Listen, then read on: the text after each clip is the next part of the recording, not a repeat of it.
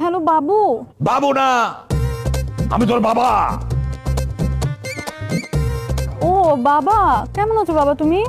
জি আম্মাজান, খুব ভালো আছি, কিঞ্চিত দুশ্চিন্তায় আছি, প্রতীক্ষায় আছি।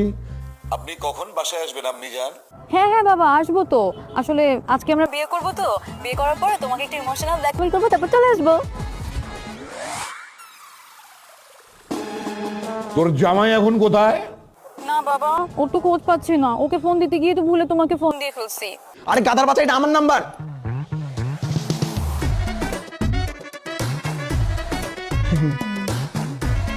আমার দিকে তো রাগ করে থাকার লাভ নাই।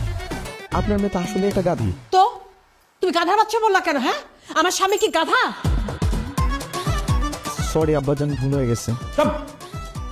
মুনিয়া, তোকে আমি 24 ঘন্টা সময় দিচ্ছি।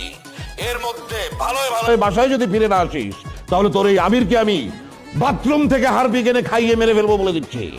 না না না বাবা, ওকে মেরো না মেরো না, আমি চলে আসতেছি। কিন্তু আমার কাছে 1 টাকাও নাই। তুমি আমাকে 3-4 হাজার টাকা পাঠাও, আমি তোমাকে নাম্বার পাঠাচ্ছি। পড়াচ্ছি। ঠিক আছে। আব্বাজান, আমার না অনেক ক্ষুধা লাগছে, কিছু খাবার হবে? আবার আব্বাজান বলে? না মানে, আমি যদি আপনাদের মেয়েকে বিয়ে করি তাহলে তো আপনি আমার আব্বাই হবে। কখনো না! আমি বেঁচে থাকতে আমার মেয়ের সাথে তোমার বিয়ে হবে না। একটু ভালো করে তাকিয়ে দেখেন আমার দিকে। আমি দেখতে কত সুন্দর, সুদর্শন, পড়াশোনা জানা, সুশিক্ষিত, ম্যানারফুল একটা ছেলে।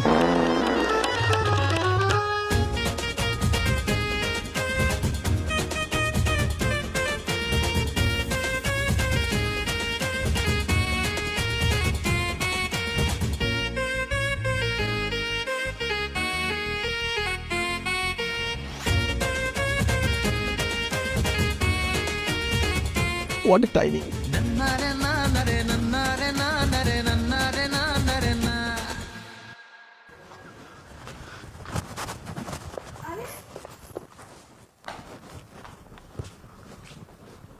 মা, হ্যাঁ তোমরা কেউ কি মেরেছো? না, তাহলে এভাবে অজ্ঞান হয়ে পড়েছে কেন? ও কি অজ্ঞান হবে? ও যে কাণ্ড করেছে তাতে তো আমরা অজ্ঞান হয়ে যাচ্ছি। কেন, কি কাণ্ড করেছে?